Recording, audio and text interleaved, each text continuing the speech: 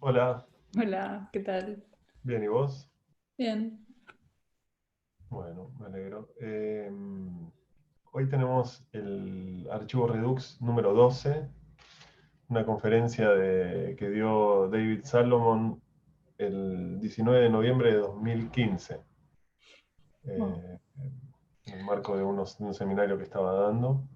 Sí, eh, que si no me equivoco fue la primera conferencia que daba David Salomon, ¿no? Acá en la escuela. sí, sí, es la primera vez que vino David, ¿no? Me sorprende incluso pensarlo hace 5 años y después, sí, fue la primera visita. Vino a dar ese seminario dentro de la maestría de historia, que duraba varios días, maratónico, pero de 2 o 3 días, ¿no? Y después la charla no era el último momento, pero era justo en el medio. Y después David, como sabemos, ha venido y es como si fuera uno más, ¿no? De la casa. Claro, incluso ese seminario se editó en archivos de arquitectura, es el número, El 8. el 8. Eh, claro, que es interesante, eh, digamos, el, lo central es la simetría, ¿no? Pero después los niveles o los planos o los registros incluso, o los dominios, no sé, como alguna de esas palabras, en los cuales piensa la simetría son bastante variados. Sí, ¿No? claro, sí, sí. Sí, como de distintas disciplinas, ¿no? Incluso digo, para añadir una palabra a la lista. Claro. Sí, y a la vez con mucha, como cierta liviandad en un sentido positivo, ¿no? Como, con soltura eh, sí, con soltura, con la tranquilidad de que igual está siendo centro en la arquitectura, diría.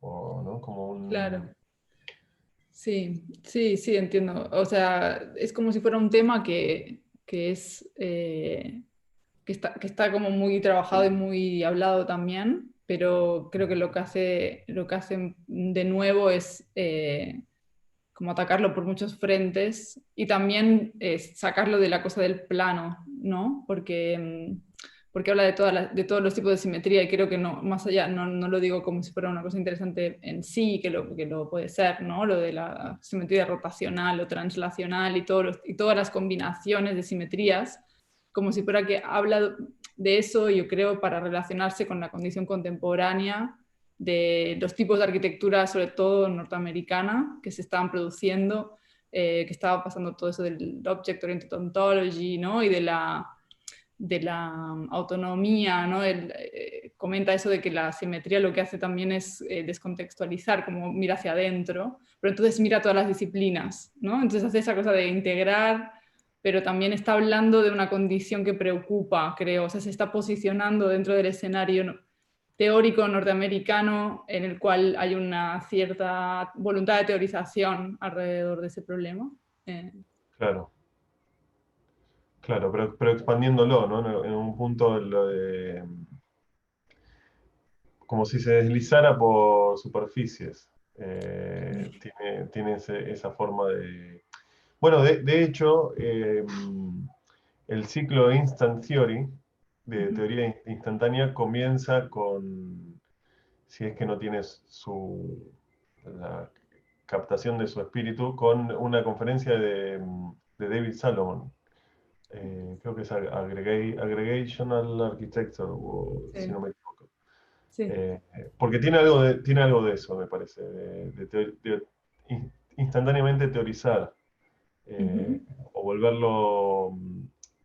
volver otros textos, otros materiales, volverlos potencialmente materiales para pensar arquitectura, ¿no? Digamos, Claro. esto de estar expandiéndolo, Uh-huh. eh, me Sí, parece que tiene cierta generosidad, en varios sentidos, pero seguro desde el punto de vista de un proyecto de arquitectura, ¿no? Como de... claro, eh, sí, es su manera de arquitecturizar, ¿no? sí, va desplegando, sí, como desmalezando o abriendo territorios, eso quería decir. Me Claro. parece. Sí, sí, sí, que no significa que sus intereses no se encadenen, solo que, porque también antes digamos, del libro de Symmetry, más allá de que escribió, obviamente, cosas entre medio, también está el libro de los patrones, ¿no? Que hizo con Paul Anderson. Ajá. Entonces, creo que, digamos, eso de que dices de que se desliza y que teoriza y que, ¿no? Que está como moviéndose como modalidad casi de teórico, de arquitectura crítico de esa manera, también hay algunas cuestiones que se suceden, ¿no? Pero no Sí. como una voluntad de continuidad, sino porque al final hay algunos intereses. Sí, no, totalmente. Forma series heterogéneas, pero forma series o líneas que une puntos heterogéneos. Claro, No es que quedan en una bolsa. No me parece que ese es el modelo, digamos. Justamente en ese sentido es editable en un libro o en dos libros, el Patterns, y son libros que tienen una unidad, o de la simetría. eh, ujú. ¿Cómo es el subtítulo? The One The one and and the many. The One and the Many, claro, Ujú. estamos ahí. Sí, Y, sí, sí, y- sí. y después David da talleres, ¿no? Talleres, dio ahora el semestre pasado de proyecto, pero digo, me parece que hay algo también en la forma de operar respecto a los talleres que también está ligada a esto, a este apertura o de construcción de unir puntos heterogéneos, me parece. Claro, de asociar y también de poder, mediante esas asociaciones, digamos, avanzar con propuestas, ¿no? Como si fuera que Claro, no es una persona que, en esta conferencia cuando empieza diciendo eso de que de que está siempre esa voluntad de saber de dónde vienen las cosas, ¿no? De dónde viene o sea, cuál es el contexto, no sé, en el caso de un proyecto, cuál es su contexto disciplinar y creo que eso está, pero al mismo tiempo eso no lo frena de poder hacer y proponer cosas. O sea, no es que toda la cultura arquitectónica te cae encima y te vuelve prisionero, sino que es como toda esa cultura arquitectónica te abre y te da la posibilidad de, como decías, deslizarte sobre ella de alguna manera de otra, claro, sin, ¿no? claro. Ujú. Sí, digamos, está lo de deslizar, como de cuando alguien te desliza información, me parece, digamos, como que te Sí. hace llegar a algo, y también está la idea como del desliz, como de la teoría como desliz, como que Ups. no sería un error, porque justamente forma parte del movimiento, pero me parece que es interesante ese lugar también. Eh, Claro. sí, digamos, en el sentido como de exabrupto o equívoco o malentendido. Solo que sería otra modalidad, me parece, la del desliz.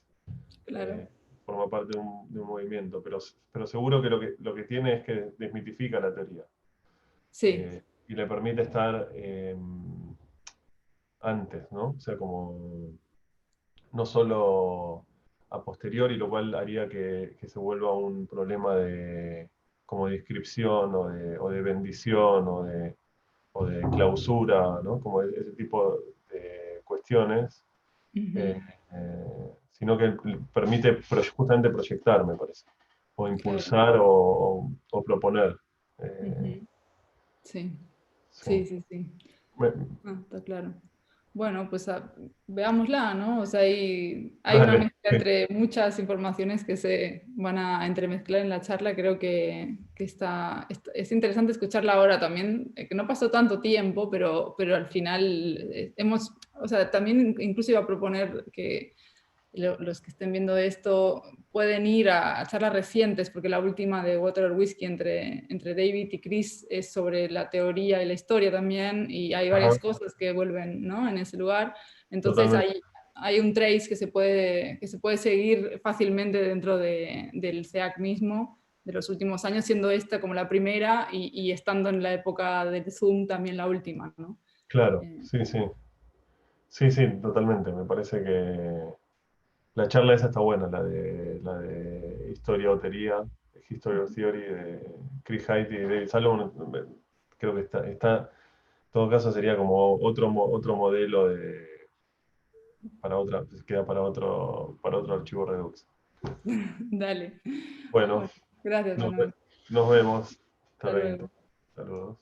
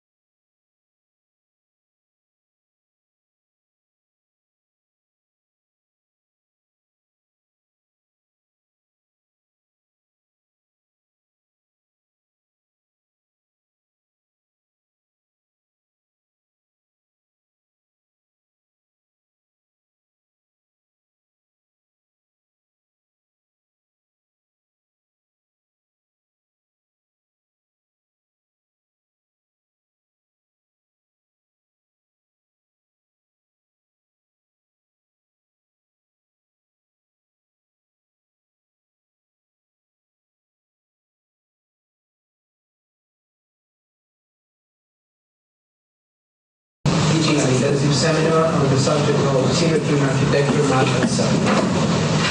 Tonight's lecture is the culmination of the seminar, but it is also a self-standing polemical argument about not just the use, but also the relevance of symmetry in architecture today.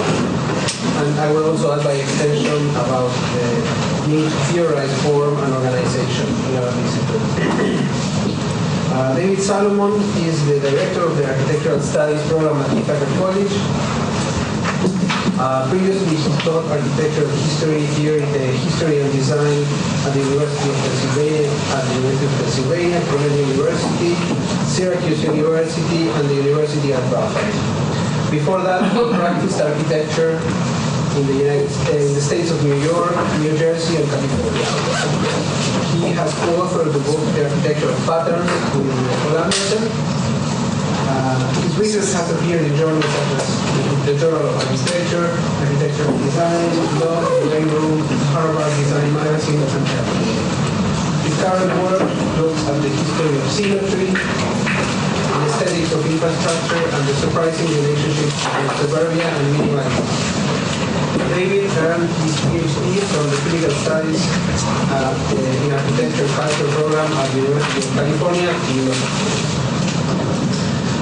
Aside from these formal remarks, David was a colleague of Ciro and myself during a short but intense period when the three of us were at Cornell. And based on that experience, I can tell you that David is an intellectual who is intensely committed to the recent developments in our discipline. And also that his figure is emblematic of a type of academic practice that is quite widespread in the United States, but far less so in our country. And that this practice is characterized by its dynamic strategic alliances, by its multiple affiliations, and by a deliberate promiscuity that allows him to operate across barriers that separate theory, practice, and the history of architecture.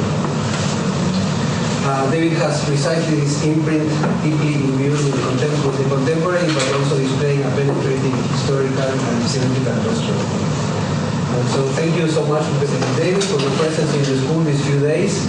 You made a huge effort in coming here and teaching this marathonic seminar, and yeah, thank you very much, and please help me to welcome them.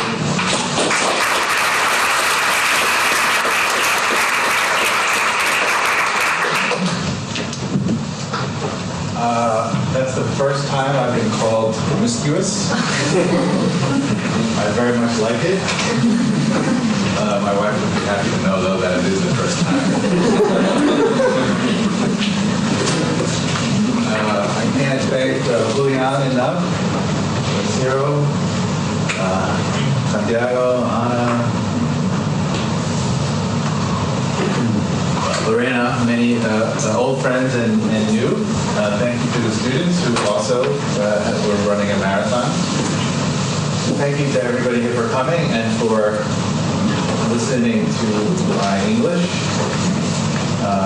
It's very humbling to be here, to be asked to be here. It was a long trip, but it was not very hard to say yes. And it's humbling to be asked, and humbling that you allow me to speak to you in this way, because I can't speak English. I spent one day in Madrid a long time ago, and I bought a sweatshirt and spoke in Spanish to the vendor, and they spoke back to me in English. It was very obvious. So I have some notes that I probably will look at a little bit, which is a little bit different than the seminar. Sometimes I might sit down, sometimes I might get up and get excited, so bear with me. It will be a kinetic, hopefully, performance. Okay, so I'm here to talk about symmetry, but really I have another maybe question to ask too. And it's more and more the question that it's really important to me, and I think it's just a useful question for architects, for architectural historians, architectural theorists, architectural teachers.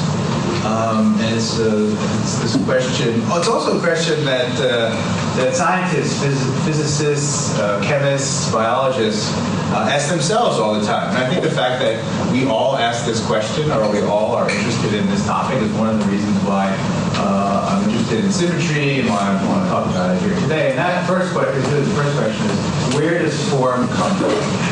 So we've all, I think, been in studio in one way or another, and you're constantly asked that, like, why is it like this?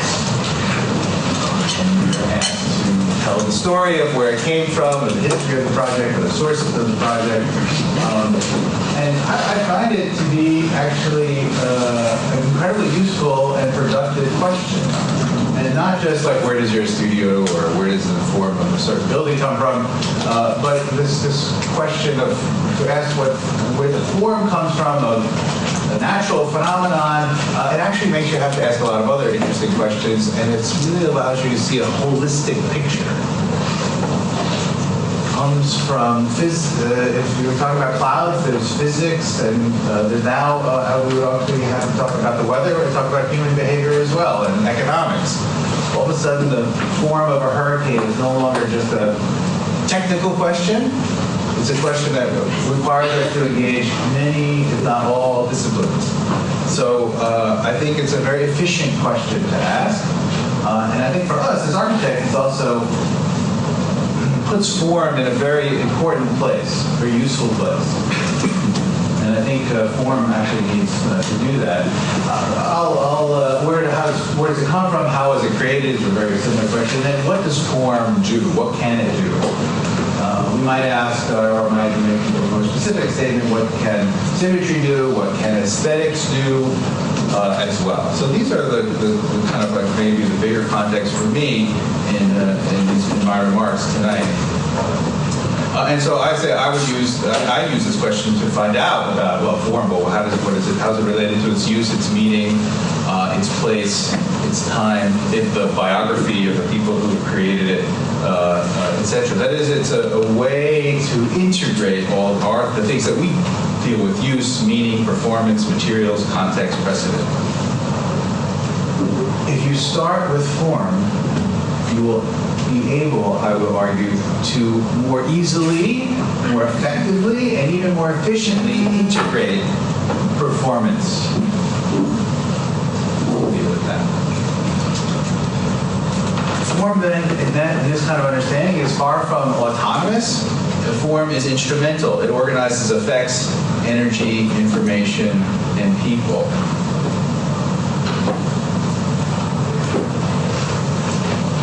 So that's the background, the source and use of form. And then in the context of the seminar this week, in the context of some of my recent, my own investigations, I would say at the moment, that symmetry, as both form and idea, or form and concept, has been highly useful, highly pragmatic in discovering things and making things. And it's been useful in science and in math in particular. Again, that's the framework of the seminar that we are concluding here now, or sort of concluded, and this is a bonus. So scientists and mathematicians, as far back as the Greeks, have been asking about the origin of form. That is what accounts for the sensible world we experience. All this stuff is here. Where did it come from? Is there anything beyond what we see? What is beyond what we see? What's it made of? What are its basic elements? What are the order? What is the structure of those things that we can't see? That is a task that we usually say is the role of science, the role for scientists.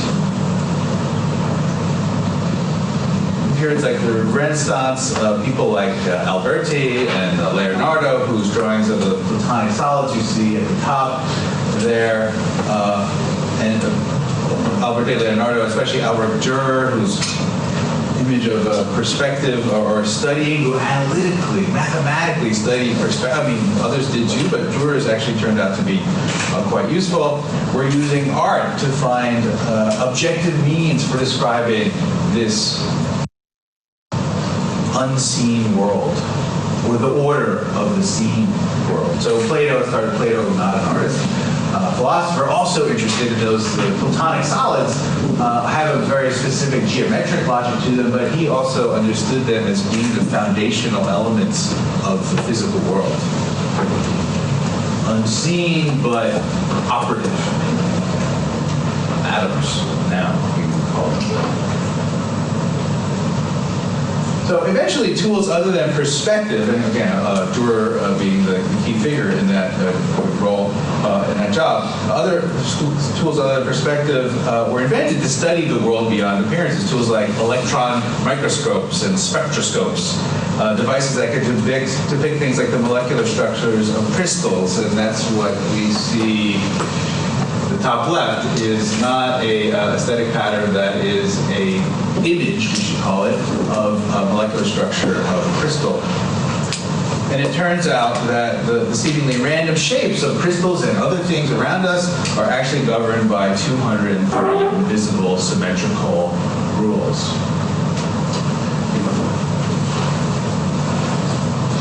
There's this idea that the sensible and the invisible, of trying to make a connection between the sensible and the invisible, that notion that there are constants that govern the universe is a notion that's as old, well, it's as old as God, we might say.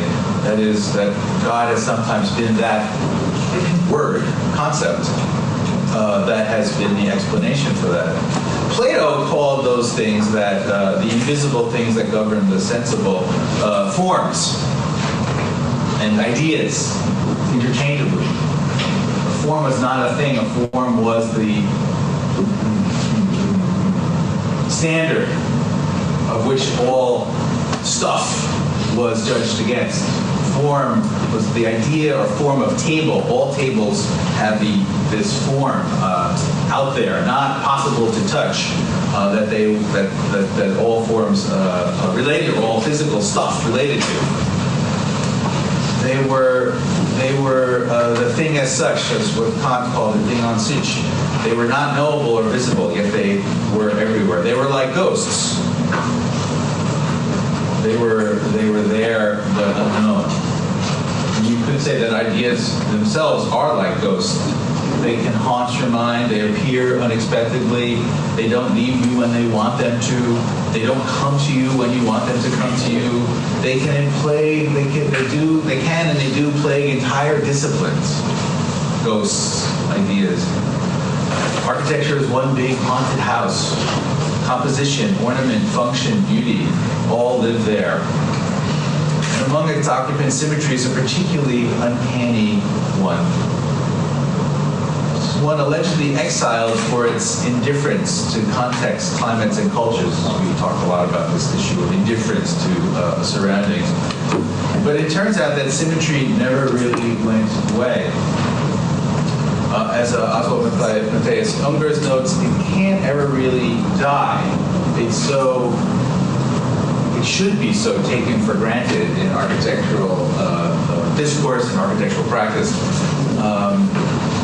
And it never really should. It can be ignored, though, even when it is ever present. So, for instance, in modernism, on an architecture, it's found in countless examples, even expressionist ones where you wouldn't expect to find it, like Mises' glass skyscraper, or the plan of Mises' glass skyscraper. Yet it's rarely recognized. I can tell you that I was taught this building many times, and I taught this building many times, and until recently I didn't look at that plan and see symmetry. So maybe that's just me, but I don't know. And we're not just talking about mirror reflections, we're talking about rotational, translational, and glide reflection symmetries. That is, there's more than one symmetry. It's not just axial symmetry or mirror symmetry. There's at least three, there are three others, and then there's combinations of those four. So those are the four basic operations. Today, symmetry is back with a vengeance, and it's actually, if it's not invisible, at least it's being talked about directly. It's not ignored. Straightforward and highly differentiated reflections, rotations, translations, and even simple mirror symmetries are everywhere. Look up and you'll find it on the facades of Reiser and Uemoto's 014 tower. Look down and you'll see that the plans of Moss's Elements House, or UN Studios Mercedes-Benz Museum, or Office of Christian Gear's Villa Bugenhout. And those are just from one top 10 list in Log magazine. There are many more examples out there. So, which brings me to another question, I guess. Not just where does form come, but why symmetry? Why now? Like, why all of a sudden, after not being allowed to talk about it or not talking about it, even though we were always doing it, why is it okay to talk about it now? Why are people interested in it now? Many of the practices that are interested in it are interested in it precisely because of its ability to isolate itself from its surroundings. That is, it is indifferent to its surroundings, and therefore it doesn't have to adjust to localities, to climates, and a number of people are interested in that phenomenon. And that is the more, you could say, classical definition of symmetry. Symmetry that was reserved most often for the sacred, and then for the elite as well. Groups that sought to distance themselves or who were removed from everyday reality. Symmetry was a privilege given only to them.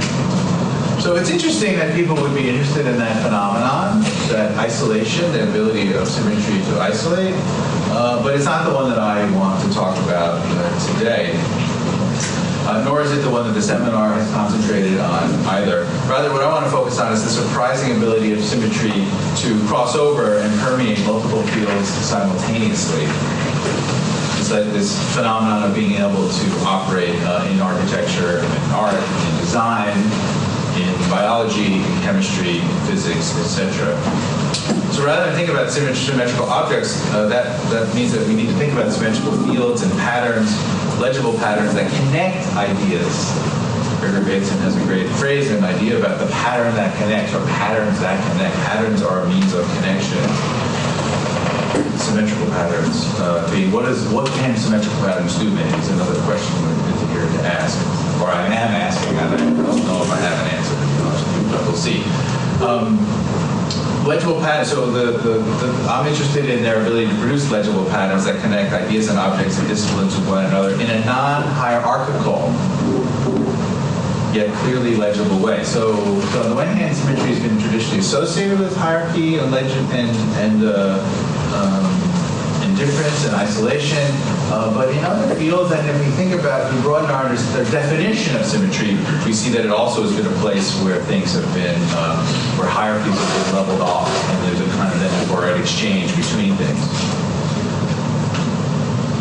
So my own recognition of symmetry's eerie presence grows out of my interest in patterns, and structural patterns, behavioral patterns, graphic patterns, ornamental patterns. A sub maybe underlying theme, or what can ornament do for us as well? Well, yeah, I'll leave that at that. Paul Anderson and I, who some of you, many of you may know, we're looking at at dynamic patterns or looking at ones with non-periodic structures, and not surprisingly, then symmetry is hardly ever mentioned in the book, even when it was shown. The only place it really showed up was when we were describing weaving practices and cultural practices of some Peruvian weavers who still followed the Incan practice of using symmetry to not just order their textiles, but to order their social behaviors. And even though we showed this on the left, the two charts showing the 7 one-dimensional and 17 two-dimensional types of symmetrical patterns one can produce, which was originally produced by crystallographers or mathematicians who were codifying what crystallographers were finding. That is, even when we brought this up and showed it, it wasn't a topic to be focused on. And to a certain degree, we maybe even thought it was our job was to overcome the association of patterns with just symmetrical ones. But one of the things that one finds when one looks at cultures like the Chinchero in Peru or other older cultures, is that the use of those symmetries, those 7 and 17 symmetries, were mastered. They were used, and they were mastered, and they were understood. Maybe not in the same mathematical way that we did, that wasn't discovered or invented in the 19th century, but were intuitively understood long before there was math, and were mastered and used effectively to organize messages, to organize work, to organize behaviors.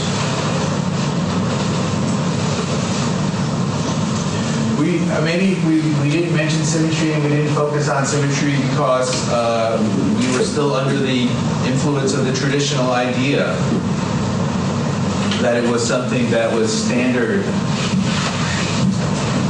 or something that was traditional, or something that was elitist, or something that was Beaux-Arts and unchanging and out of date. That is, that we saw it as a disciplinary ghost that needed to be exorcised.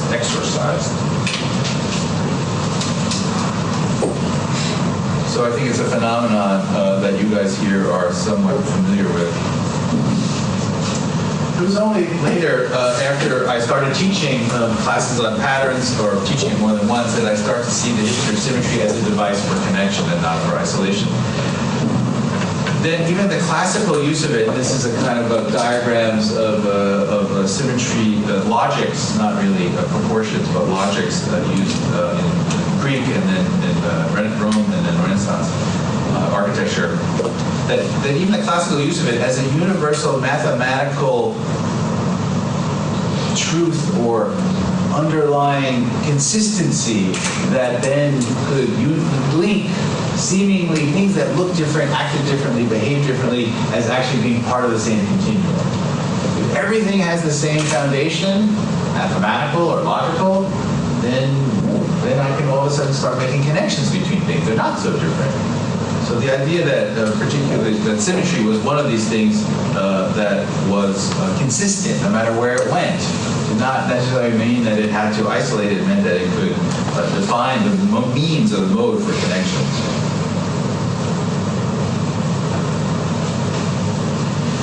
Which also leads to a kind of danger of symmetry, this idea that, oh yeah, everything is just the same.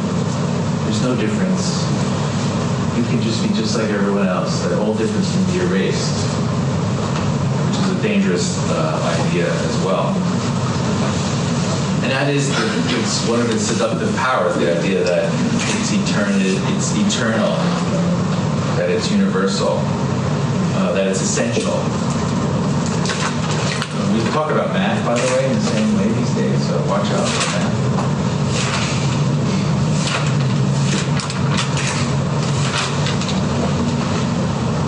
One thing, though, that was important for me to recognize that instead, well, as a concept, and particularly as an architectural concept, but also as a scientific concept, that the definition and use of symmetry changed. The Vitruvius,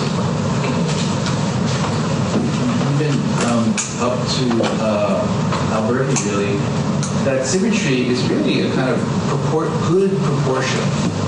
The harmonious proportions that make a building pleasing, or make an object or a body, any body, pleasing. It's not about reflection around an axis.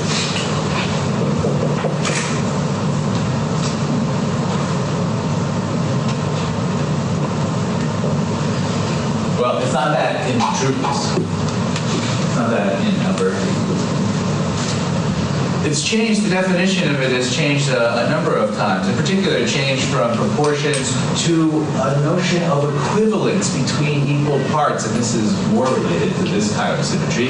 And that diagram from Lagrange about in the 18th century is, in a mathematician studying geometry, was fundamental and was a point where this was a different definition of symmetry. This has nothing to do with harmonious proportions. And in France, it would become the dominant one.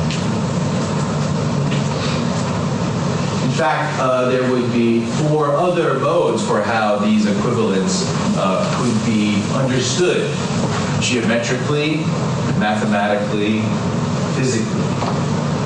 Translational symmetry, rotational symmetry, mirror reflection, and glide reflection. So these are the 4, and these are the 4 and the only 4, you could say. They're called often rigid motions in the plane. So here's at least 4. There are at least 4 definitions, or 4 moments in history of. This is a history of symmetry in science, in math, in architecture. So the first, the correct or pleasing proportion of the parts of a thing, 500 BC to 700 AD. The quality of being made up of exactly similar parts facing each other around an axis. That's the one that, among other things, that's the one that maybe we all were grown up or were taught. The similarity or exact correspondence between different things. Similarity or exact correspondence between different things. That was the one from about 1850 to about 1950 that was operative. Comes from chemistry, comes from study of crystals in particular. And then the one that came about 1950, that's really from physics, that is, anything is symmetrical, where there's present an invariance despite a transformation.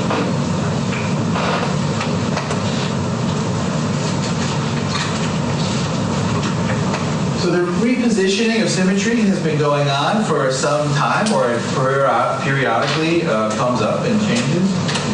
In fact, it has consistently spurred architectural developments, that change. That Vitruvius is updating of it from the Greeks, who had dynamic symmetry, a different kind of notion of dynamic symmetry. Alberti's reclaiming of it in the Renaissance from the medieval times.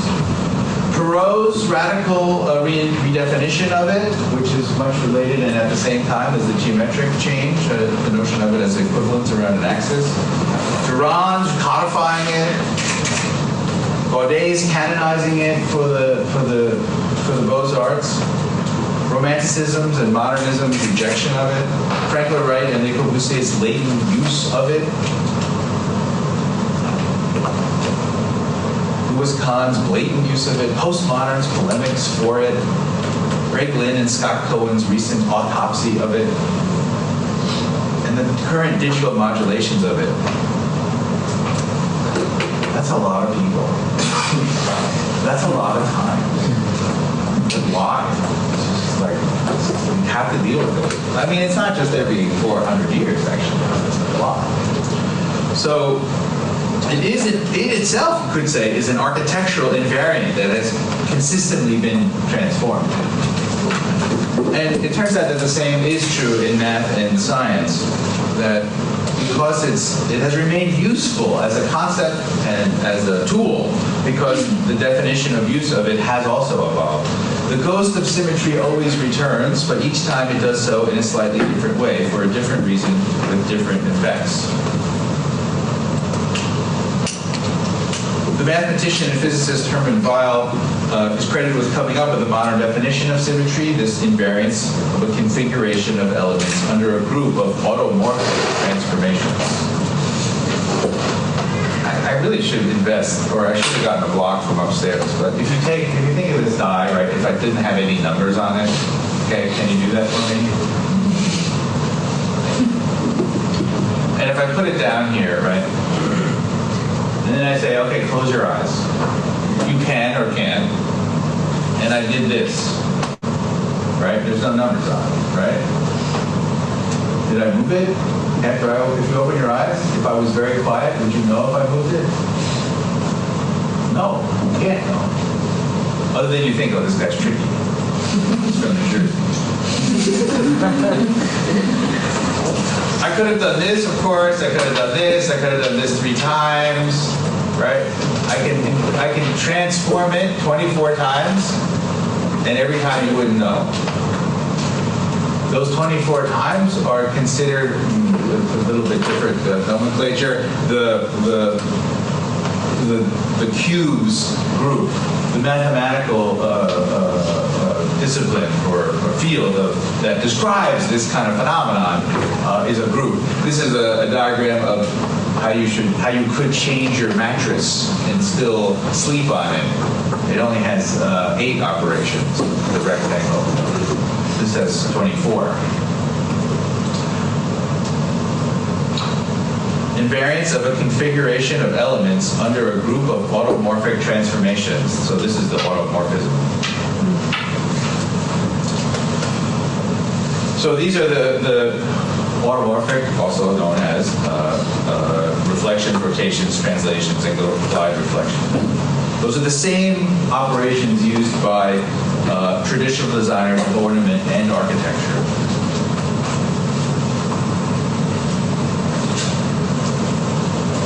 All, by the way, another, well, in the mattress too, or the goal of turning the mattress, but there's no hierarchy, right? There's a hierarchy on this side, like usually, well, if you're depending on what you're playing, right? 6 is higher, right, than 1. But if it doesn't have any numbers, right? Is this one better than this one? Is this one better than this one? Is this one better? No. So the group theory qualifies this kind of behavior, and it's really, for physicists studying quantum behavior, this equivalence, this no difference. Or, yeah, it is different. The numbers have changed on the mattress, and the whole point of changing the mattress is so every time you sleep on it, it's equivalent. So that non-hierarchy part, well, for me, is important.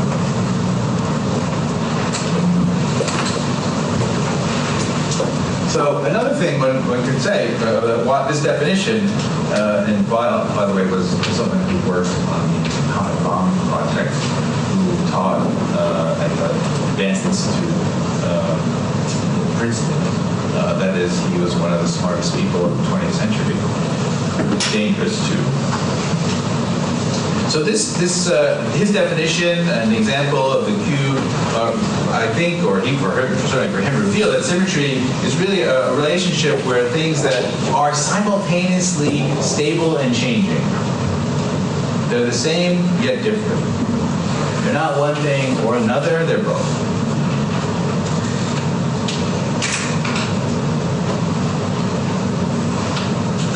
A symmetrical configuration is one in which elements have or could be rearranged without changing the result. This notion is relevant even in less rigid systems, say in topology. There, what is invariant is the relationship between the components, while what is transformed are the actual dimensions and the shapes. So symmetry, this is Weyl too, it's anywhere there's this transformation and an invariance simultaneously. It doesn't just have to be in cubes.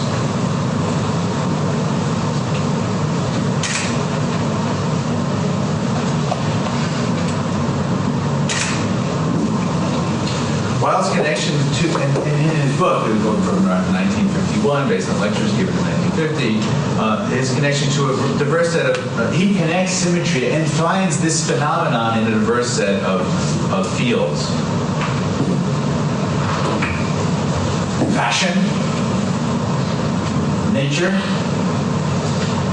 architecture, ornament, physics, math. Fashion, architecture, physics, math. Yeah, how did that happen? For him, it's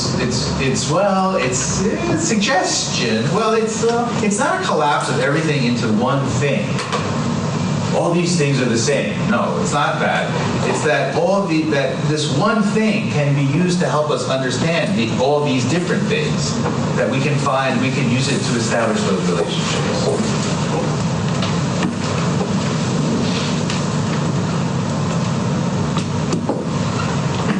So defining symmetry in terms of a stable structure or set of relationships gives it the ability, which is framed, or we can, let's say, prove it in group theory, gives it the ability to account for the conventional use of it in architecture and ornament, while also expanding its relevance for other fields. And we cannot underestimate its influence on our understanding of the physical world during the 20th century. So particularly in physics and particularly in particle physics. Precisely because it has the ability of describing conditions that have multiple right answers, none of which is a better answer than the others. So in short, symmetry has already expanded its toolkit, or has already expanded beyond the borders of architecture or ornament. It's expanded its influence, except maybe in architecture, or maybe it did expand its influence, we just didn't recognize it. Now this, again, you always have to temper one's enthusiasm for symmetry, because this kind of expansion into so many fields always raises the questions of a kind of that it's essential, that it's everywhere, and that there's some kind of truth, like that truth, like accuracy, like factual truth, but like deep truth, religious truth, existential truth, philosophical truth. And the question of essentialism is a consistent critique of symmetry.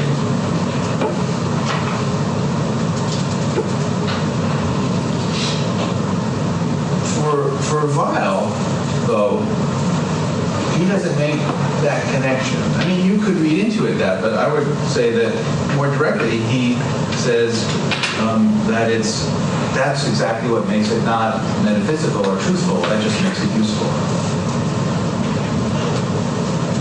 Nevertheless, if symmetry haunts architecture, it is haunted by this association with universals and transhistorical, and any account where it has to try to undermine it.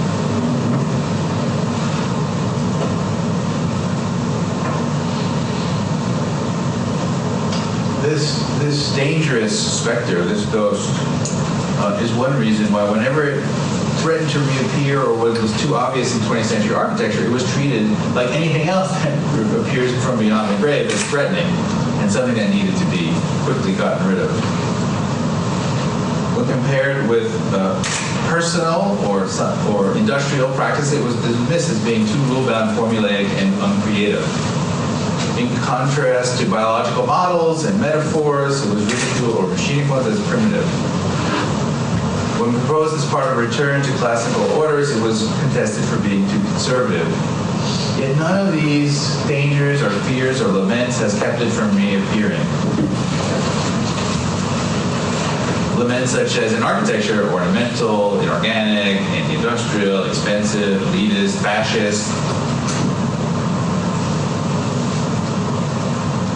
The same qualities that made it a staple of Beaux-Arts design, its intentional indifference to contextual information, that made it possible to produce predictable, self-contained, idealized solutions. We talked today in class about in the Beaux-Arts, the Prix de Rome, the most prestigious prize, the most prestigious activity in the school. And they gave a site and a program. It was like a school in the country.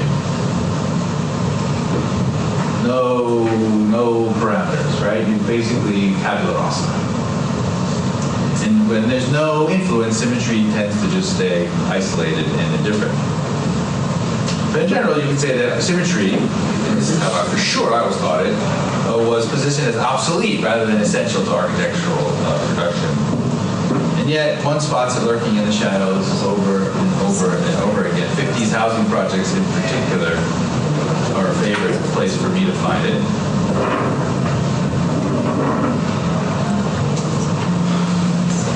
It's in a variety of context functions and used by a variety of architects.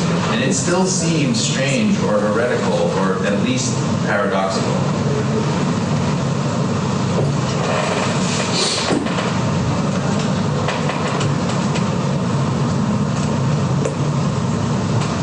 So we have been taught, and again, at least I was, that symmetry along with ornament and style, in fact, particularly ornament is relevant to the discussion of symmetry, is superficial, oversimplified, obsolete. At best, these kinds of things are indicators of deeper causes and meaning, or at worst, there are harmful distractions from preventing one from seeing what is really going on.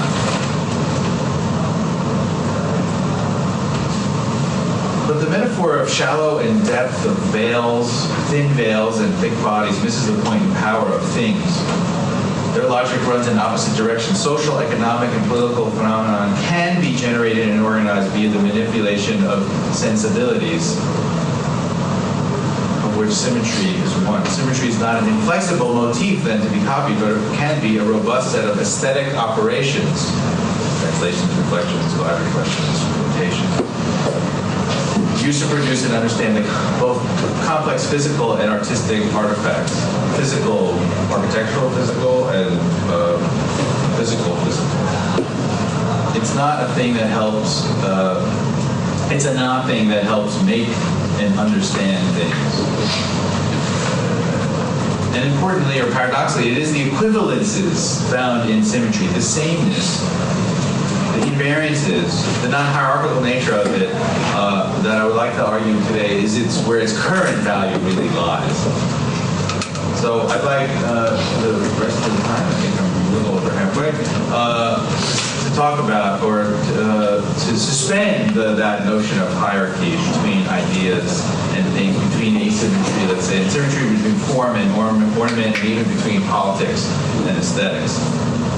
If we understand these things, form, ornament, style, sensibility, symmetry, in that way, then they cannot be framed as representation. Then they can be framed as representations, only as representations, but are co-producers of effects. Far from being unplanned or unwanted, these qualities can be actively desired and produced. Aesthetics, symmetry as an aesthetic tool, can help determine and is in turn determined by economics and politics. It's not an image of politics, it is itself political. This is something that certainly Adolf Loos understood well, Frank Lloyd Wright understood it as well, and so does the philosopher Jacques Rancière, the contemporary philosopher Jacques Rancière. The coordination or codependence of sensorial qualities with organizational ones is consistent with what Rancière calls the aesthetics of politics, which he notes, quote, politics is not primarily a matter of laws and constitutions, rather it is a matter of configuring the sensible texture, you might say the form and style, or of the community for which those laws and constitutions make sense. In other words, form, space, atmospheres generate that the form spaces and atmospheres that architecture generates are always active political agents, not simply indices of power. Ornament and style mattered, as I say, to most, more to most than most. It's important to remember that not all ornament was criminal. It was only illegal if you used it incorrectly and betrayed your cultural class and class standing. For him, it was a question of the right people using the right type of ornament in the right place.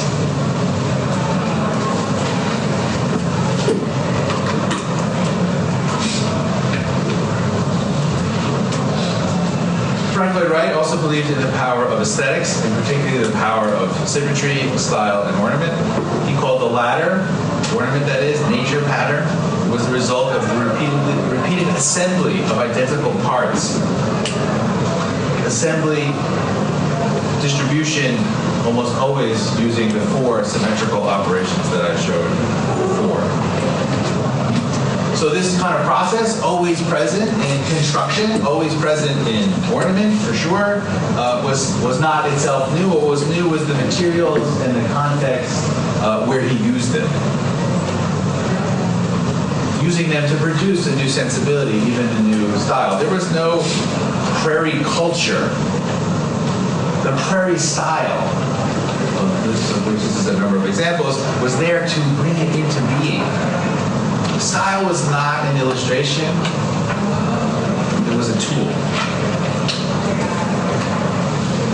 One totally dependent on the machine, on the art and craft of the machine. By using new materials, new locations with a new sensibility, ornamental surfaces, shapes, and spaces were deployed by Wright, not to protect an old way of life, right? Again, I was taught symmetry and ornament are there for your grandparents. Not to protect, but as a means for producing a new way of life. And again, the laws of symmetry, or the laws and the operations of symmetry were surprisingly good at creating this new style. His plans, elevations, are littered with rotations, translations, and reflections. The combination of these simple operations in space with new materials introduced a new sensible texture, Rancière's term, for which new laws and constitutions would need to be written.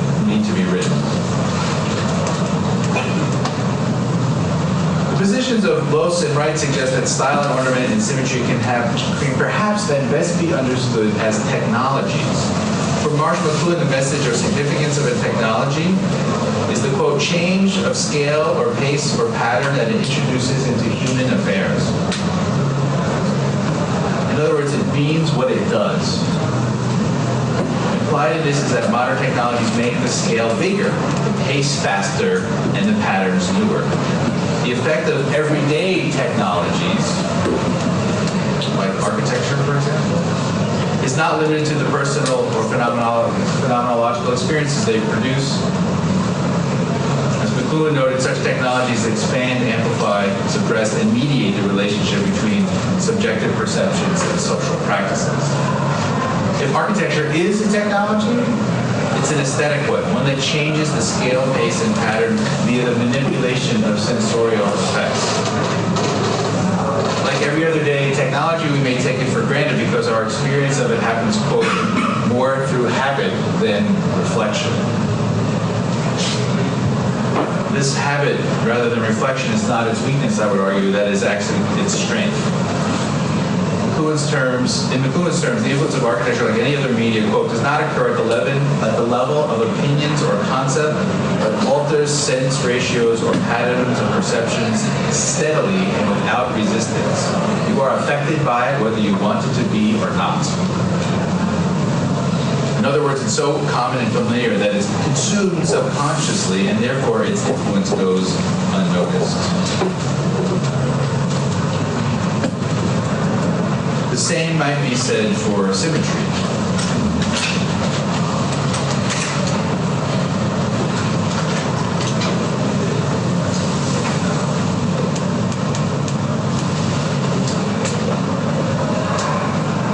However, just because these effects occur subconsciously and cannot be resisted does not mean that they cannot be understood or managed. The danger, as McLuhan saw it, was not that the pervasiveness of technologies, including architecture and symmetry.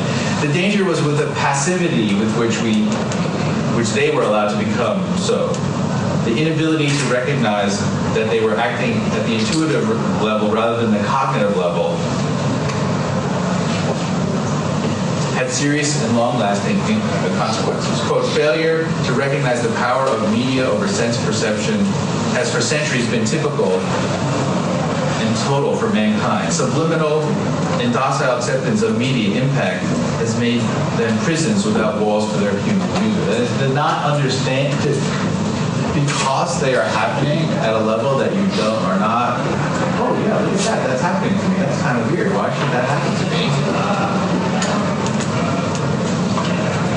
Just because you can't, it's not affecting you that way does not mean that we cannot try to understand it and manage it and ultimately use it.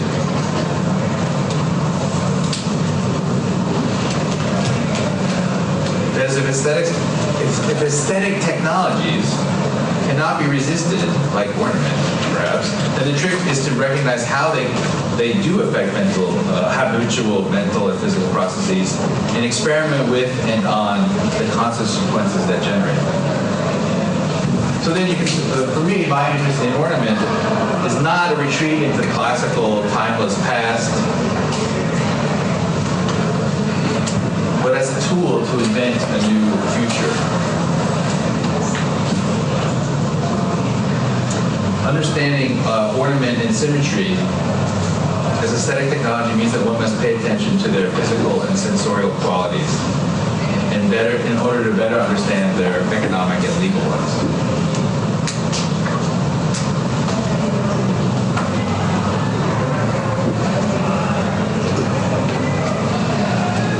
So for Rancière, the political value of aesthetic stems from a double operation. First, following Kant, he notes that the aesthetic perception and production always combines the logical and the sensorial. Aesthetics is what allows one to make sense of experience. Second, he argues that in combining these two faculties, so aesthetics is not pure, it's not sensation, it's not reflection, it's the combination of those two, which you might say is what we call perception. In combining these two faculties, aesthetics collapses any hierarchical relationship between them. So it's not a question of saying that, oh, we used to think reason was so important, now we think habits and sensations are more about, we should just change it, right? That's a kind of romantic movement. Like, oh, it's too much reason, you're so logical, you should be more emotional. Or you should replace it. What Rancière says, or Kant says too, is that it's precisely not to replace them, but to really put them in balance or in alliance with them, literally in line with one another. Reason, sensation, or reason and emotion are things that need to be non-hierarchical. He argues that kind of making things equal is always evidence of an aesthetic logic trumping an ethical one. Ethics is always about this is right and this is wrong. Aesthetics, right, as we know, everyone says it's subjective, we all have your opinions. Okay, that's right, all our opinions, they're all okay. As long as we don't get into that ethical judgment of my opinion is more important than your opinion. That's the power of aesthetics. The fact that it's subjective and can't be agreed upon is not its weakness, it's its power. That is where that kind of order or dominant of one or the other is neutralized. In that kind of framework or that kind of idea, no one position or set of credentials has any natural right to rule, to govern, to dominate over another.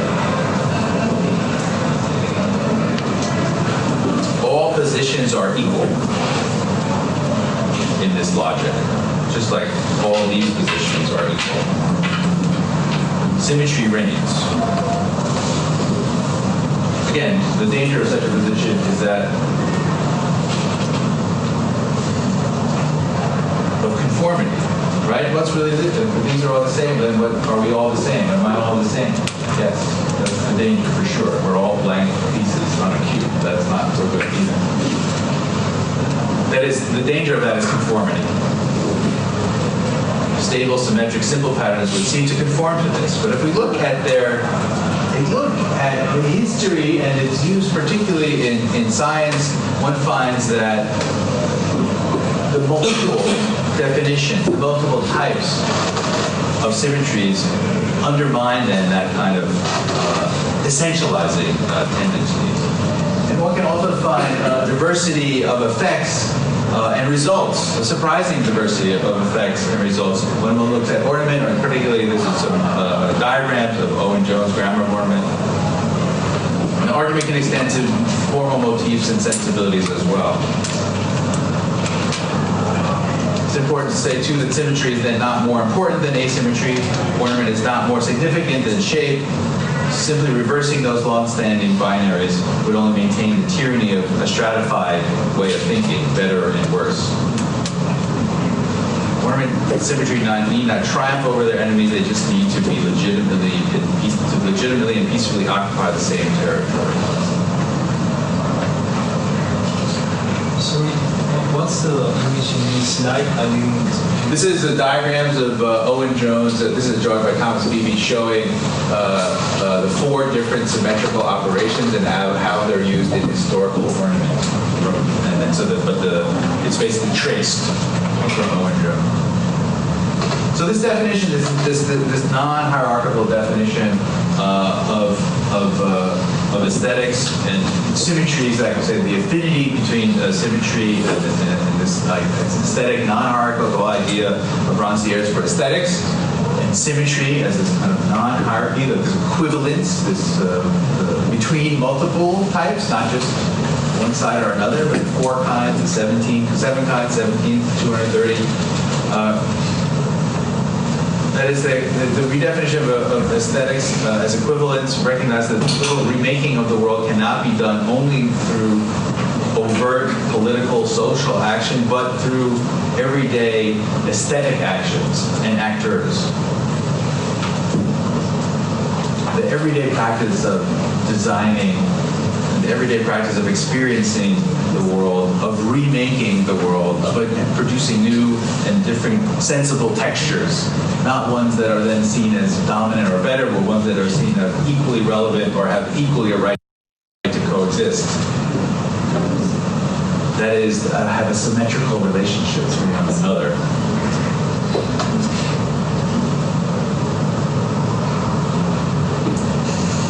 Rancière argues that if this notion, or if this notion of non-hierarchy, or the aesthetic dimension of politics, or allows one, or us, or all, to have the ability to stage a descent via the manipulation of sensorial effects. So then, more directly, I guess, what then is the political dimension of ornament and symmetry? What, if anything, enables them to produce this non-hierarchical context for action? It would seem they and subjective aesthetic practice in general would produce the opposite effect, isolation and domination. Of course, there's no topic that generated perhaps more dissent in 20th century architecture than ornament and symmetry themselves. Their dismissal was in large part due to their perception as being excessive and wasteful. Function was first. Efficiency was best.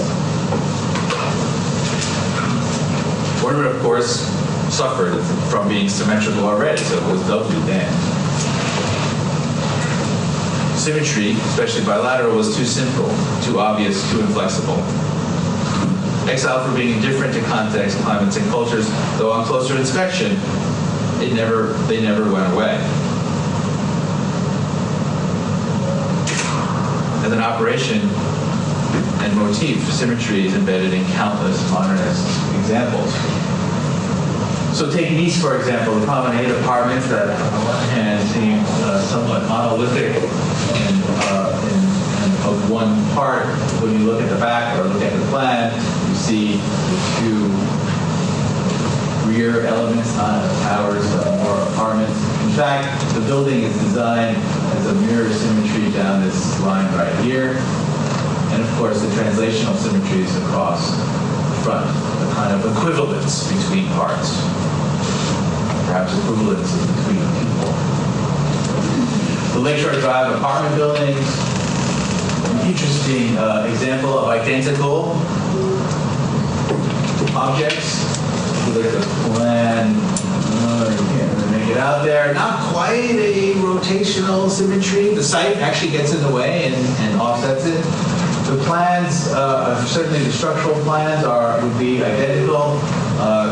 If one looks overall, the plans are understood symmetrically, that in each tower, the units on one side are reflected on the other. Although in one unit, in one tower, there were small studio and 1-bedroom apartments for bachelors, and 2- and 3-bedroom apartments for families.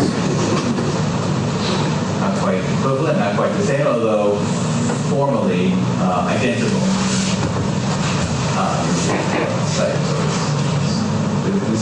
These are identical, particularly on the ground floor, and again, in their general overall layout, it's been then just adjusted to fit on the site. This kind of double twin tower, which I spent a lot of time with a long time ago, this kind of identicality, or which one is more important? Is it really one or is it two? That kind of symmetry of the twin is, I think, a particular modern example of this non-hierarchy.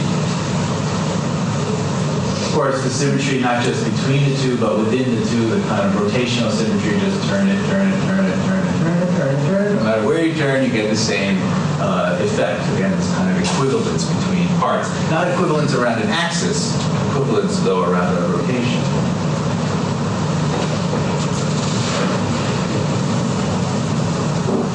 Keeping with the tower theme, the 014 tower by Reiser and Wamoto in Dubai.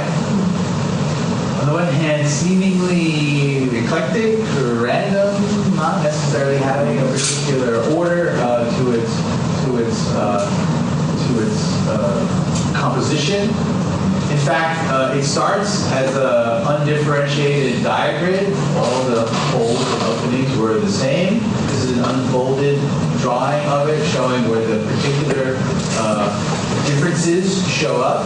Originally completely identical parts, adjusted sometimes for view, sometimes for structure. There's less openings or less perforations at the bottom. Sometimes to conserve more material. That is an equivalence then adjusted to accommodate functions that are not seen as hierarchical either. That view and structure, it also produces different shading effects. That is that all those things have to be integrated and none is given preference. That the undifferentiated becomes differentiated, but not because one thing is more important than the other. It's important that when they did drawings or analysis, these are post-factor diagrams, that they are accurate to what they did, or conceptually, they optimized, or if it was undifferentiated, it looked like that. If they maximized structure, yeah, it would be a lot darker on the bottom and lighter on the top. If you optimize daylight, then the north would have more openings because you didn't want that south light coming in Dubai. If you optimize the amount of material, the least amount of material, you would get this kind of configuration. But you can't optimize more than one thing.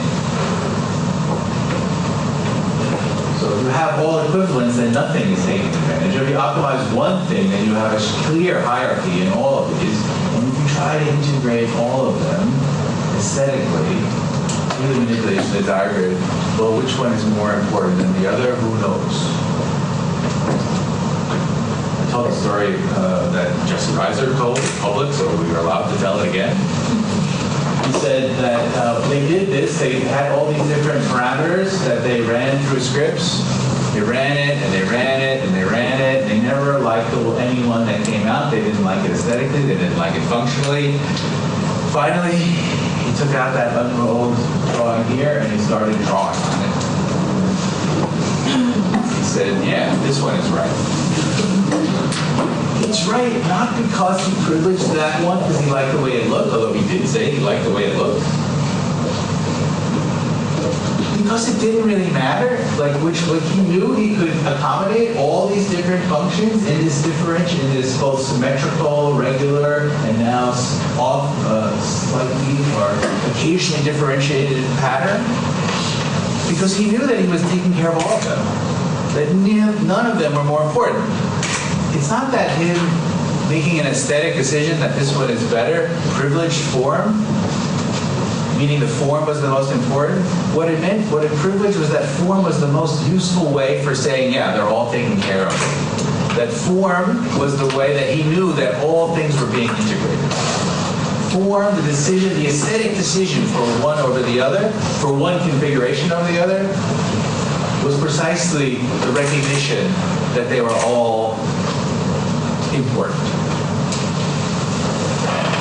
Precisely because you can't quantify, right? You can quantify all the other ones, like how much sunlight and how much heat are you letting in, how much structure, how much material are you using for the structure?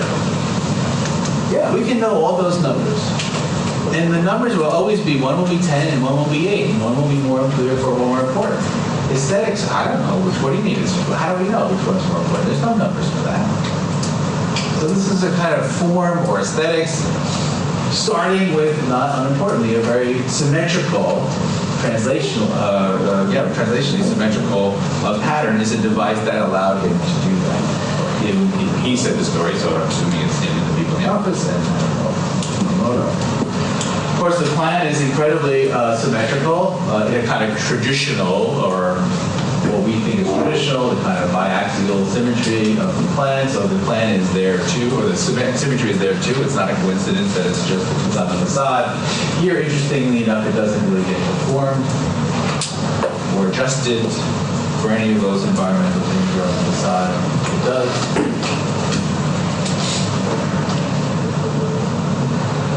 Another contemporary practice that deals with symmetry, and they are absolutely straightforward in terms of their laying it out as important.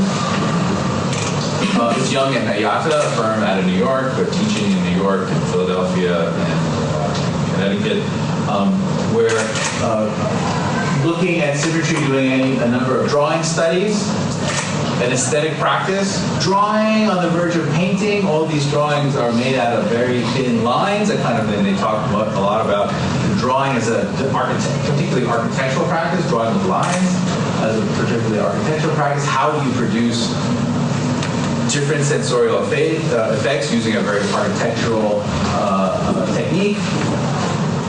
Incredibly intricate drawings. One of the things they argue is that kind of intricacy was getting out of hand. They didn't know how to control that intricacy. These are not algorithmically generated. These are manually generated. And that symmetry, the kind of imposition of, in this case, often kind of, again, bilateral symmetry, was a way of pinning these drawings down, of controlling them. Not then of erasing difference. The difference, if you look very closely, which you definitely cannot on this kind of screen, but if you look closely, there are asymmetries, moire effects coming out of their ears. It's not that symmetry erases that kind of intensity and that kind of intricacy, that it frames it. That the kind of control and order is just as important as the wildness and the looseness. We don't have to choose. So for them, symmetry becomes this important device. A device that they use in their buildings is the Busan, or the competition version, design of the Busan Opera House.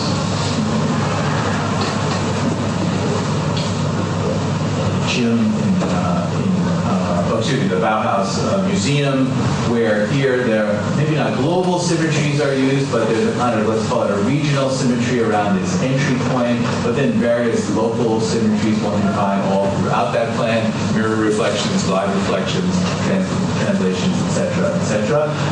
How do we control this, which could seem to be a highly picturesque, somewhat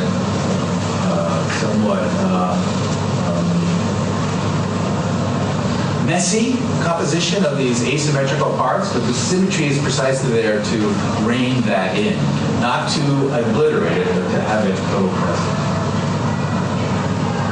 For Kelly Baer's recent cut-fill project in Chicago, there's every symmetry here, or all four of the symmetries here as well. Kind of way of producing a complexity, an ambiguity. What's where, what's part of what, where it's figure, what's ground, what's a unit, what's an element. A kind of blurriness. It's clear, and yet, if you look closely, you can see each figure, each part, each identical part. So both individual and collective, both articulated and blurred. Complex, using just these four simple operations on a single element. There are other practices, other techniques for how this is being used and how symmetrical operations, local symmetries in the case of something like Moss's elemental building, there's a kind of every little dyad is a kind of rotational symmetry. aggregated to produce this asymmetrical figure. It's not about one or the other, it's about both. This is a house that's literally made of insulation that is highly low, uses a lower amount of energy, let's say. It's not about just an aesthetic effect, it's also about an environmental effect. That symmetrical move does not get in the way of being able to compose the building, so to expose it to sunlight, wind, etc., etc., etc. Those kind of symmetrical compositions are not in the way, they're not indifferent to the site, the environment, they actually work with Here's a house of maybe more recognizable symmetry, almost a Palladian symmetry. Symmetry almost that recalls Otto Unger's own work on symmetry.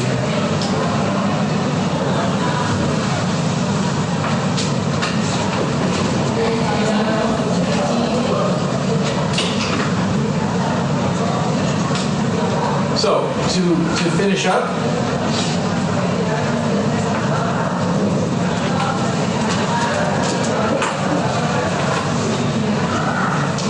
what are the use of symmetry?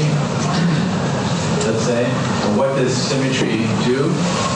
I think one of the things it can do today, one of the things that we talked about a lot in the seminar, or maybe I haven't talked a lot about now, is precisely how it might tap into other disciplines, other knowledge bases, biology, physics in particular. But one of the things it can do when it taps into those and it works with them, it's not that we become an illustration of biology, that we say, oh yeah, look, biology, we should make our buildings look more like biology. Or we should use biological systems. No, maybe we should say, wait, where's symmetry in biology? Because, we use symmetry too. And we do important stuff too. That is, we organize, well, yeah, you organize matter and life. Yeah, we understand that. Or you understand matter and life. But we organize matter and life. Is symmetry a point not just to learn from them, but maybe for them to learn from us? Not because we're better than them, not because we know more than them, not because we're cooler than them, not because we wear more black than them. I never wear black. I thought it was a uniform first, so I figured it was really important. But precisely though, because it's a thing that we have in common. That puts it equivalent. That makes all those things equivalent. The fact that it's a formal device does not necessarily mean that form is more important than any of the other things that we do. It's just that form is more useful than anything that we do. It's the thing that can integrate these things. Not because it's better, it's more useful. Today, if symmetry is relevant or important or should be taken up, it's because it has the possibility of doing that. At least I hope so. With that, thank you very much.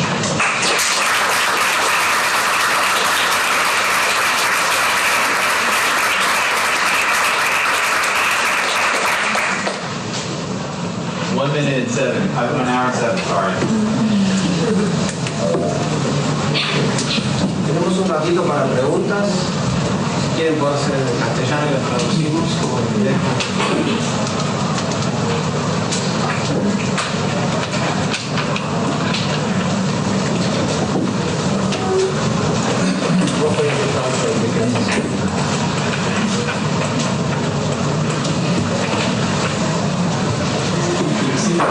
What underlies your lecture, at least one of the things that came up more often in the lecture to me was that the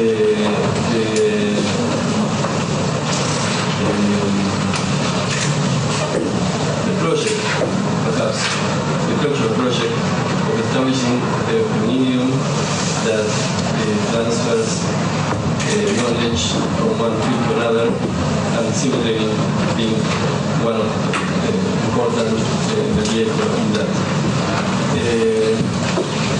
My question there is, why do you have that project? Why do you, I mean, you made a couple of references to dangerous edges within the project or without the project. So that would be my general question. Within that, perhaps my second question would be, how do you claim, or how do practitioners of any of these disciplines, not as subjects, but as practices, more generally speaking, would claim authority in this process of transfer? Or maybe you don't think that is important? I think why I'm going to forget the second one, so just remind me. Yeah. I think the first one, why is it a project for me? I have let's call it a rational faith that architectural form, and by form I mean space, surfaces, and shape, is incredibly valuable and socially productive action, and we need to give it much more credit and much more agency. And so by focusing on a mechanism or a practice, symmetry, that on the one hand in our field has been associated with formal practices, like privileges that right off the bat, but then also says that, oh right, it's also in these other places, so it's not just that. So it's an attempt to have form be out front, but not for form's sake, not for economist's sake, and this is the danger. Why? I mean, this is why the first move was into dynamic patterns. So like when Paul and I, precisely symmetry was dangerous and we had to move away from it. But what symmetry now seems to offer to me, and not to replace those other patterns, but it's that precisely the association of it being this formal device, but at the same time recognizing that it's been used and that we can open up that form or our interest in form to precisely these other practices, these other knowledge, sets of knowledge, I can't even speak English. Now the question of like, then when you open yourself up to other fields, other modes of knowledge, I guess for me, I don't need to, I feel like we can also be promiscuous, and that is loose in our borrowing, right? Sometimes promiscuous kind of doesn't really discriminate. And in fact, then and this is someone Ian takes things, and that we don't necessarily need the authority. I'm absolutely not looking for biology or physics for authority. I'm just looking for them to open it up and like me then to have to aerate and augment and expand what I can do in symmetry. So it's absolutely not authoritative. And therefore, it's not necessarily that I have to like talk to physicists. But I do need to know what they're doing. I can learn from what they're doing, but I don't need to become a physicist or a biologist. So the authority, I don't know if it's a question of authority. Again, it's a question of usefulness to me, and therefore, right, and we can't put it up on a pedestal. I mean, this has happened for way too long. This is the problem I would say with the global culture is dominated by specialists who don't care about form. And people who care about form, where does form come from, are people who care about a lot of things simultaneously. So that's also why it's important to think about form first. I think actually politically, socially, whatever, it's actually important. So yeah. I know you two guys were going to answer the first question. Yeah, perhaps I just want to pick up on what Sid was saying. Just looking at these questions you have on the screen now, and these questions are looking at such a general level. No, when you ask where does the form come from, where does symmetry come from, there's no mention of specificity of a field. Yeah. So then the question is. Obviously, you're saying that there is a domain of form that is universal, perhaps, and there is a kind of meta discourse of form that goes beyond the specifics of different disciplines, or at least the kind of this kind of generality suggests this idea. Also, the fact that you can discuss these issues across physics and biology and architecture is also suggesting that. But then the question is, do these things operate? I guess in architecture, there's a change in scale. There are issues of scale. There are issues of interaction. I guess where you have to assume that the operation of symmetry is different. That there is a specificity of the operation of symmetry in the field of architecture that somehow breaks away from these other. Well, two things, I guess. I do like the generic nature of these questions, but recognizing, I would say, let's say, the disciplinary specificity, meaning that the form of, when you ask what is the form of an atom or what's the form of a molecule, that you need to have specific tools and expertise to figure that out. Just like you need specific tools and expertise to figure out where architectural form comes from. So you have to recognize that those things are different, but nevertheless, that in the end, we do talk about matter and context and energy. Maybe when you're talking about molecules, it may not be talking about mother-in-laws, but when we talk about architectural form, I'm taking into account those things, right? So I think that the kind of making clear like what's similar and what's different. But a quote I mentioned, I think it was today, or yesterday, I think it was today, that one of the things that Michael Hayes says in critical architecture, which in general I'm not a big fan of, but this thing I agree tremendously, is that I think he calls it disciplinary autonomy, but you might want to say that disciplinary expertise is not expertise is not a criteria or immediately lead to autonomy. It actually it's a prerequisite for engagement. So if you don't know how your field understands form and master that, let's say, then how can you can't talk to, it's not that you don't have authority, but you don't have enough skills to talk to anybody else about how they understand it.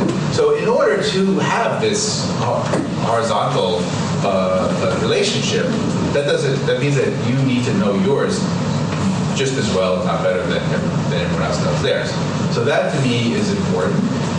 I would say one of the things that is interesting about patterns and symmetry is precisely where that they seem to operate and seem to be useful at the different scale, the component scale, the tile on the floor scale, the two buildings that are out there, rotationally symmetry, so the big scale, that it's legible and productive in different architectural contexts. Therefore, it's kind of efficient. I mean, that's one of the reasons why it's used. And if you don't limit yourself to just one of them, one of the operations, let's say, then I think it can be robust. Which is like one of the reasons why I love the 014 facade is that it doesn't limit itself. You know, on the one hand, it's highly symmetrical, it starts super undifferentiatedly symmetrical, and then adjusts itself. I mean, it's much better than their airport proposal, precisely because of the degree in which it adjusts itself, and therefore recognizes when symmetry is not so good, right? It recognizes that it's not, it doesn't work to do these things. So if you look at the airport scheme, that it looks similar. In fact, it's not very differentiated, which means that they're not trying to, it seems to me that they're not trying to account for a lot of different things. Master, though, again, I would say that, okay, if you understand symmetry and how it can be manipulated or how it can be broken, by the way, it's broken symmetry, it's the biologists and the chemists, I mean, they know that really inside and out. Now, that doesn't mean that we should go look at fish scales and say, oh, look at how that's functional, differentiates it. Symmetry, hey, let's make buildings that look like fish scales. No, it's like, let's look at architecture that uses symmetry, or look at ornament and say, yeah, how have architects done the same thing? So biomimicry, like what that sort of says, right, they do it better. It's like, I don't believe that. I believe that we do it pretty well too, if we start looking at the things that we've been ignoring. Symmetry, ornament, composition. I'm a big fan of those ghosts.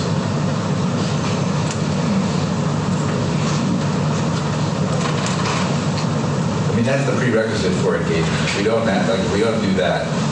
We don't know that. If we don't know buildings, if we don't know architecture, who's gonna? It's gonna go away. Like I read that. Like I have a fear.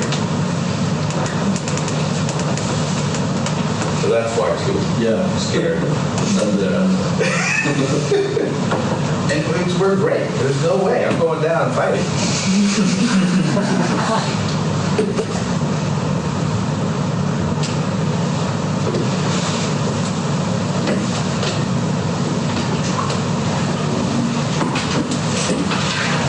Well, in the meantime, another question, a small one, is given that this is a lecture that is part of this seminar in the Master of History, and you presented at some point that kind of set of four ideas of symmetry, very generic as well, and very kind of broad as well. I was wondering how you contextualize historically your position in regard to symmetry in that context. I mean, how would you, let's say, if you had to, I don't know if you can say this in English, historicize. Historicize. If you historicize your discourse, how would you put it in that set? So how would I historicize my particular interest in symmetry relative to other historical moments when symmetry has been relevant? Yeah.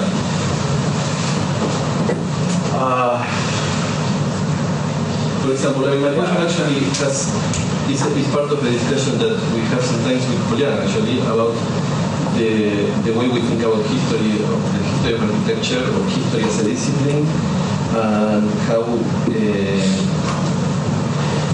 history of architecture was at least challenged dramatically after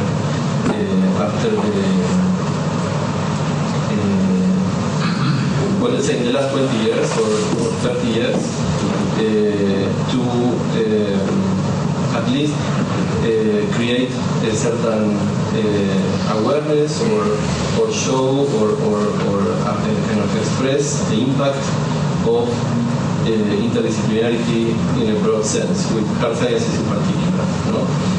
And so how does the history of architecture or critique in architecture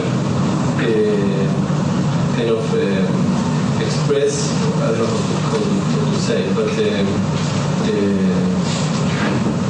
make evident that that kind of strong influence of the development of complexity theory, system theory, etc.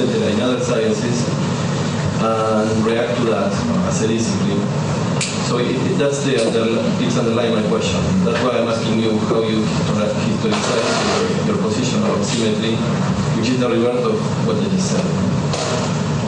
I mean, on the one hand, I would say that if I look at, say, other, or at least the most recent moment, well, the two most recent moments where symmetry, historical moments when symmetry seems to be okay, or kind of comes out from the underworld and says hello, the kind of postmodern moment, like 1985, that it really is a kind of call to order, or that we have to go back. Right, that we should retreat into our foundational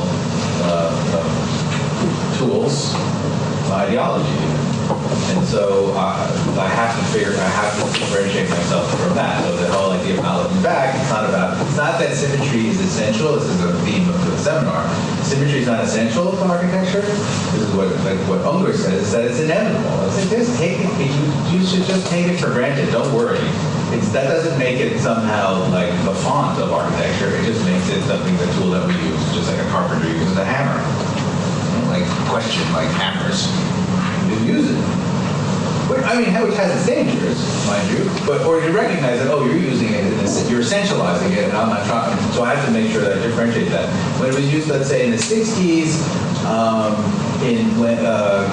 MIT, Kepish, information theory, symmetry communications. That one is definitely, for me, more resonant, that says that it understands symmetry as a kind of both a concept that also can be used to form things, to make things.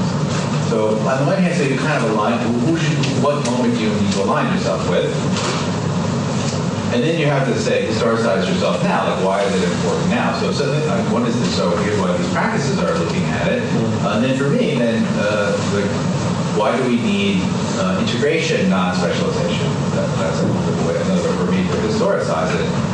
Now, in terms of the historicizing architectural history, I would say that I am a believer that yes, I understand that architectural history, that there's a in almost every school that I've taught in, history is the place where all that other cultural, political, economic stuff is taken care of. And so there's a generation of historians out there. In the States, I have no idea if anywhere else, but in the States, there's a generation of historians out there who say, I'm not going to talk to you about form, because you can do that elsewhere, and it's my responsibility to teach you about all these other things.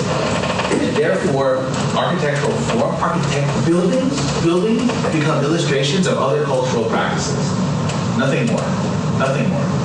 And I think that is absolutely wrong, and it should go the way in reverse. So when you start with form, you say, how did this form come into being? And then we can talk about, who's used these forms before, right? What is the trajectory of this? Like, we can analyze the form. Oh, but why is there a glass wall on the west side when that's going to lead to heat gain? Oh, because they didn't care about those things back then. That is that it's an entry, it's a particular architectural way of entering into these other things. And so I'm just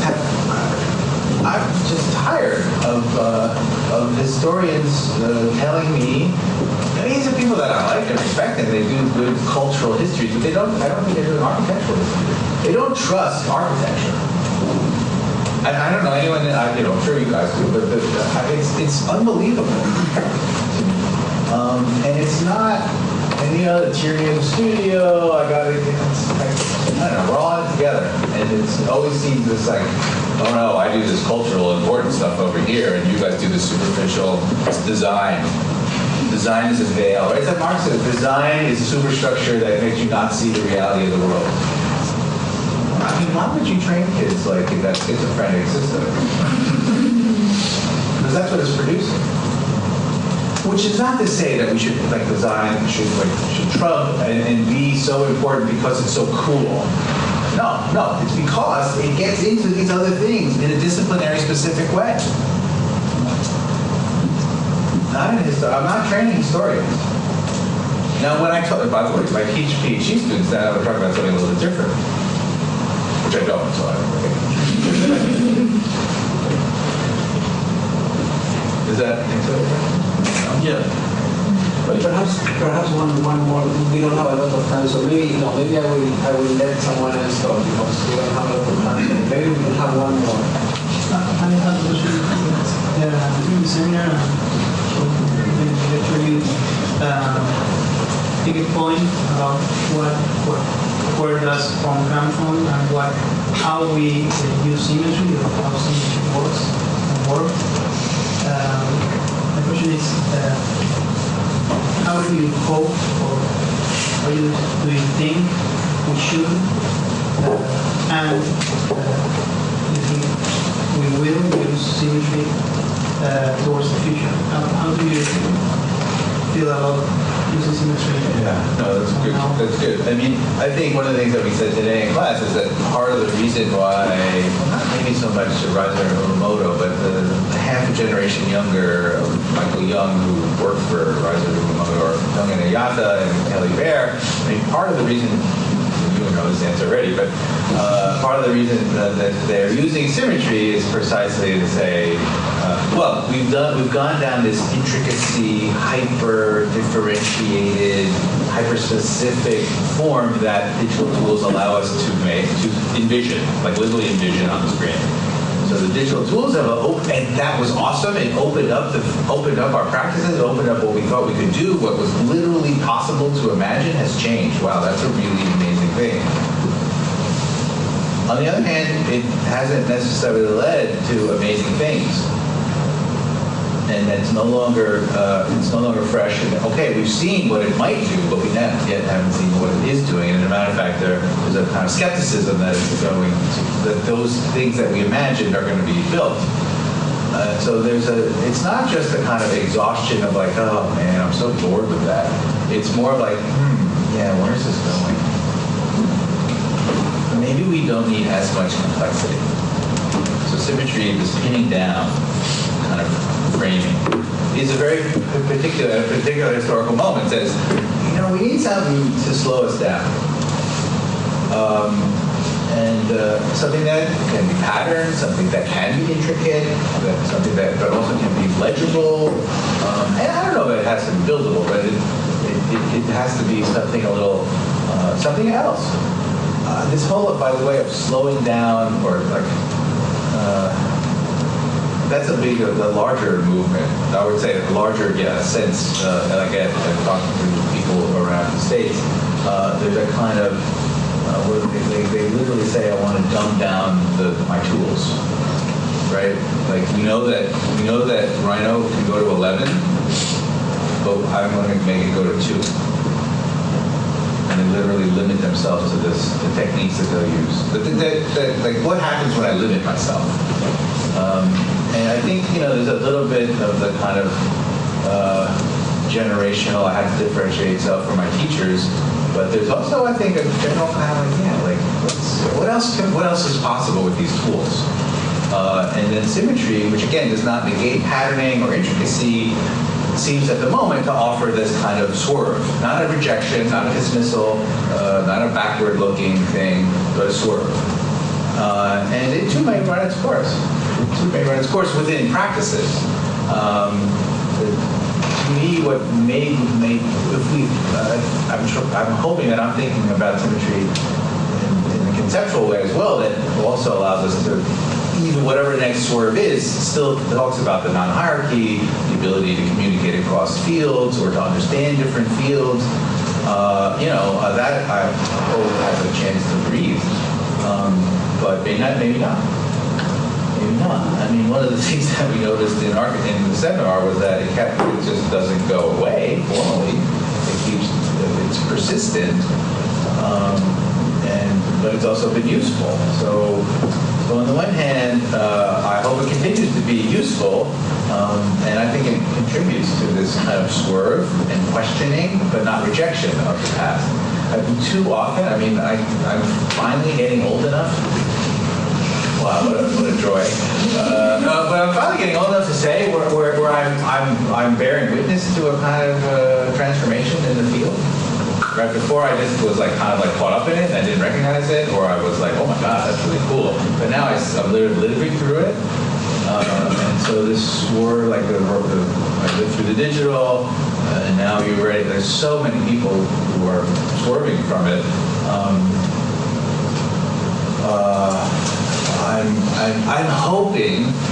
I'm hoping that we don't just say, oh right, yeah, digital, that sucks. So stupid, so superficial, so technological. You know what's really important? Hand drawing. That's the ethical logic, right? This is what Rancière says. If you get in an ethics, there's always someone right and always someone wrong. I'm tired. I'm too old. I just want to say, like, well, I mean, we can still fight, or we can still argue, but we don't have to fight. How's that? Right? Because if we all just get along, it's like, oh my God, we're not going to do anything. Right? But if we're all just yelling at each other or ignoring one another, then that's not really good either. And someone will win. Someone will win. So I'm hopeful that doesn't happen. I'm just tired of it. I was wondering when you think that it's something that's going to be used, like I was thinking of the kind of Chicago school that's happening in the last year, like both balls and so on. Kelly's from Chicago. And also, yeah. And I was thinking if there is like symmetry has been there in terms of organization all the time, but maybe it's not so apparent like material symmetry. Like the difference between having symmetry implicit and in organization, but not explicit materially. And well, I don't know. I was wondering if that was something that was part of the kind of recognizing or not recognizing symmetry along time. I guess I would agree that I haven't seen it. It is and I don't know. I'm not saying this is what you're saying, but like organizationally and planimetrically, right? Like that's where it shows up. Although, I mean, Kelly's work. Oh, and some people more than others, like where it kind of manifests itself on the elevation. Which would be as well. Do you think they work in that kind of those guys? dialogue? No, they're not working. What do you think, I mean, that phenomenon in terms of formal tools, do you think symmetry and kind of common tools are part of their repertoire, or they go away from that? And the Chicago guys? Yeah. What's because it's simplistic, what you were saying, like dumbing down, and do you see a relationship with, are you giving them theory for that, or what is your relationship to that?